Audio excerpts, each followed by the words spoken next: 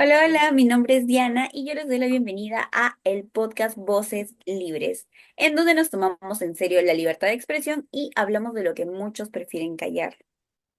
Hola, ¿qué tal? Mi nombre es Génesis y hoy también traemos un episodio potente en el cual vamos a hablar de censura, libertad de expresión y muchísimo más. Hola, hola, mi nombre es Narda y hoy vamos a contarles 6 casos reales que ocurrieron aquí en Perú, en donde el poder político utilizó distintas formas para silenciar voces incómodas y mucho más. Así es, y yo voy a empezar contándoles un caso que marcó la historia del país, que es el de los diarios Chicha durante el régimen de Fujimori. Esto inició durante los años 90, en el gobierno de Alberto Fujimori. Ahí fue que se creó toda una maquinaria de propaganda. ¿Cómo? Pues usando fondos públicos para financiar diarios sensacionalistas conocidos como diarios Chicha. ¿Y fue con dinero del Estado, así de directo? Sí, y todo fue en secreto. Vladimiro Montesinos, que en ese momento era el jefe del servicio de inteligencia, era quien manejaba el dinero. Le pagaba a estos medios para que difamaran a opositores, a jueces, periodistas críticos y todo el que estorbara prácticamente. Wow, pero o sea, habían instrucciones específicas de qué es lo que debían publicar. Sí, habían órdenes claras, habían guiones de ataque y lo hacían con titulares pues escandalosos y fáciles de consumir por sectores populares.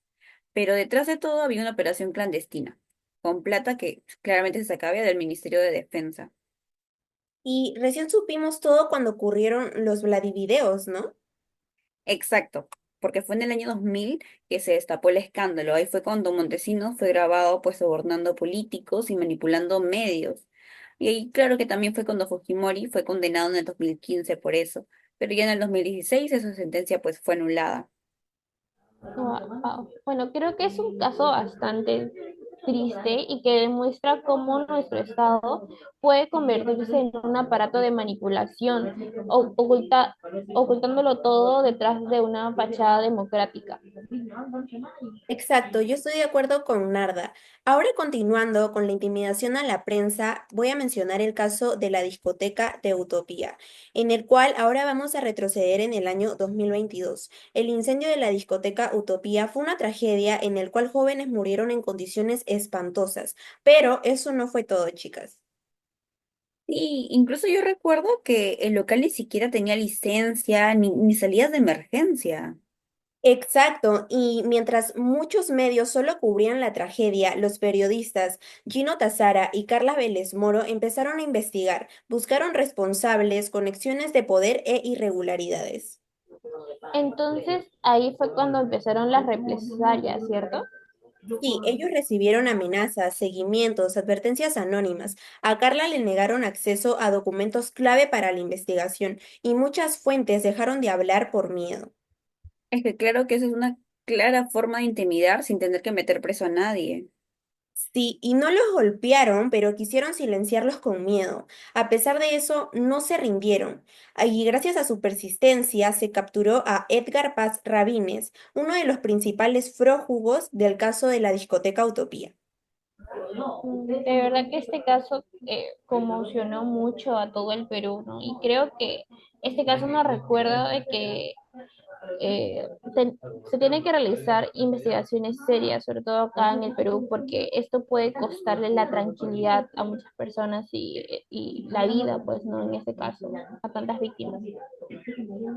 Bueno, siguiendo con todos estos casos, tengo otro para contarles, que en este caso fue una censura silenciosa a través de la discriminación publicitaria.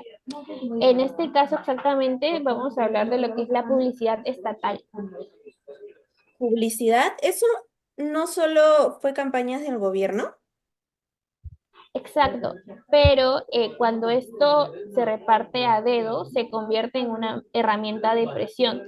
Específicamente durante el gobierno de Ollanta Humala, muchos medios lo criticaban de cierta forma, como por ejemplo el diario El Correo.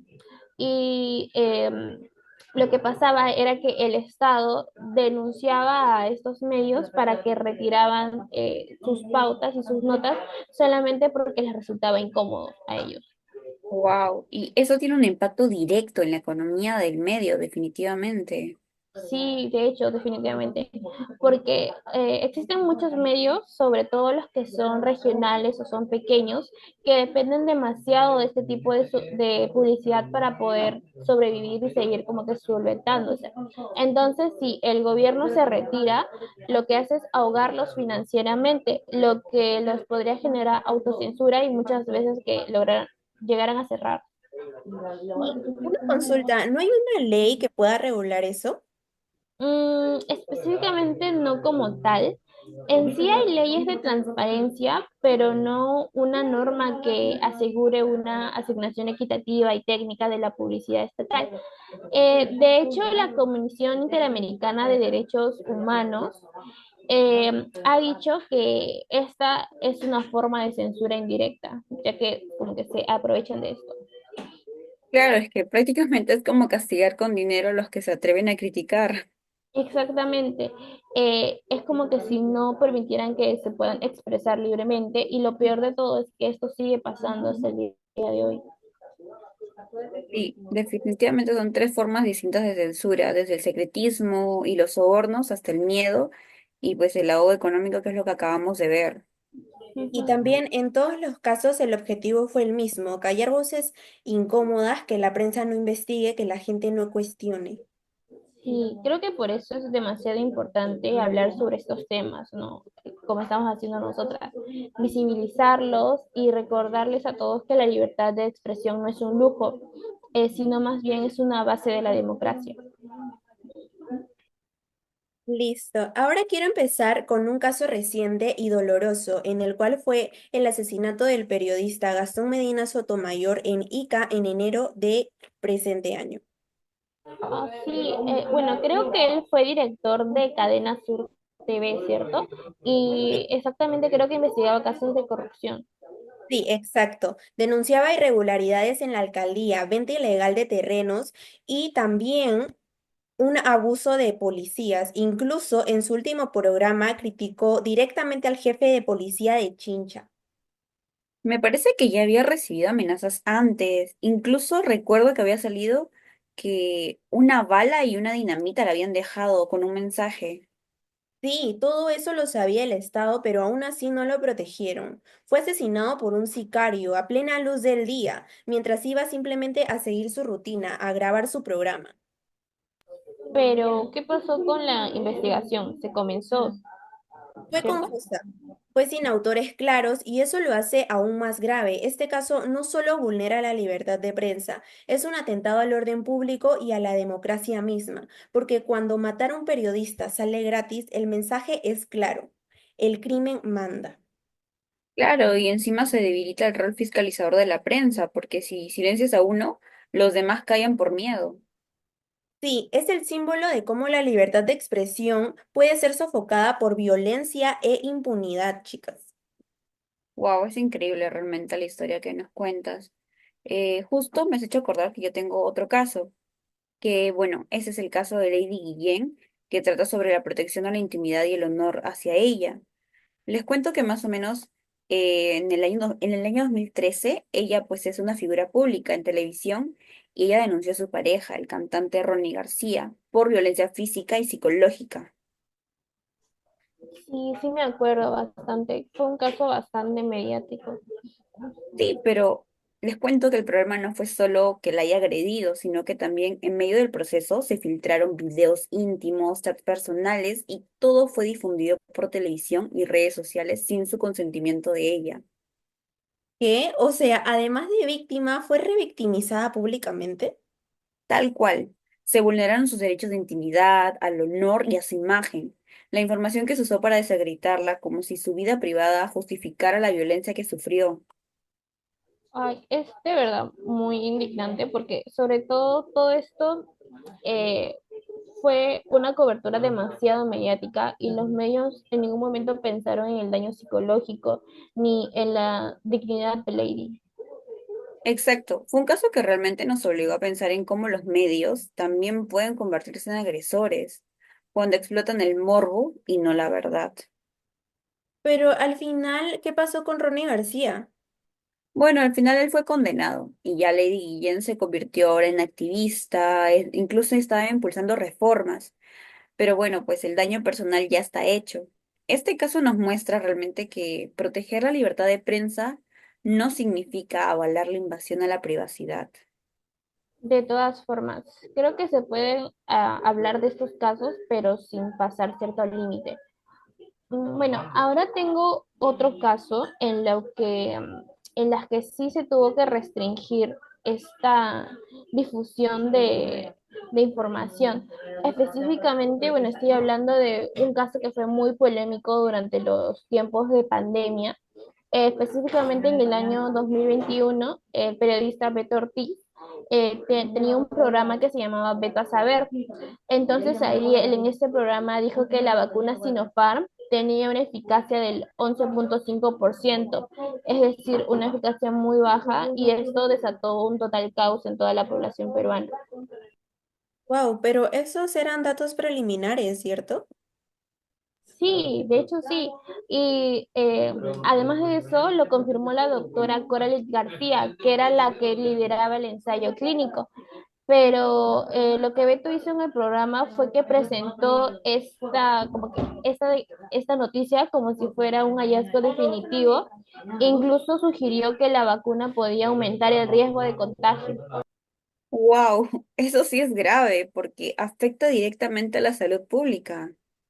Claro, definitivamente. Incluso el Colegio Médico, la Embajada China y Concord TV, que son como que los que regulan esto, salieron a rechazar públicamente esta noticia por una difusión irresponsable de todos estos datos supuestamente científicos y validados. Y también hubo denuncias penales por posible alarma social. Pero al final, ¿qué hizo el Estado respecto a esta noticia? Bueno, el Estado no hizo mucho porque, bueno, específicamente el Ministerio de Justicia dijo que este caso no era necesario de sancionar, ya que argumentaron que proteger la libertad de expresión era más importante en este caso. Pues, sin embargo, el daño que causó esta fake news ya estaba hecho, porque muchas personas creyeron en esta nota y la confianza de la vacuna se desplomó en un tiempo en el que vacunarse era crucial.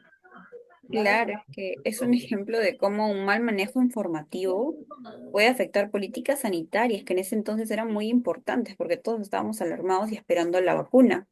Y sí, realmente hay una línea fina entre informar y desinformar. Sí, de todas formas, y sobre todo en contextos críticos como la pandemia en las que se estaban perdiendo demasiadas vidas, siento que esto era algo muy importante. Exacto, en verdad qué mal que uno como figura pública use eso para brindar desinformación y asustar a todo el mundo. Bueno, finalizando, aquí hemos presentado tres casos, tres dilemas. Y bueno, ¿hasta dónde llega la libertad de expresión cuando pone en juego la seguridad, la salud o la dignidad? Sí, realmente no hay respuestas simples, pero sí una certeza, chicas, que los derechos no compiten, se equilibran. Sí, de todas formas. Y para eso se necesita ética, responsabilidad y sobre todo un periodismo que no se escude en la libertad de expresión para hacer daños a otros. Sí, chicas. Bueno, eso sería el final del podcast. Espero que a nuestros oyentes les haya gustado. Nos despedimos, chicas. Chao. Chao. Ay, hasta la próxima.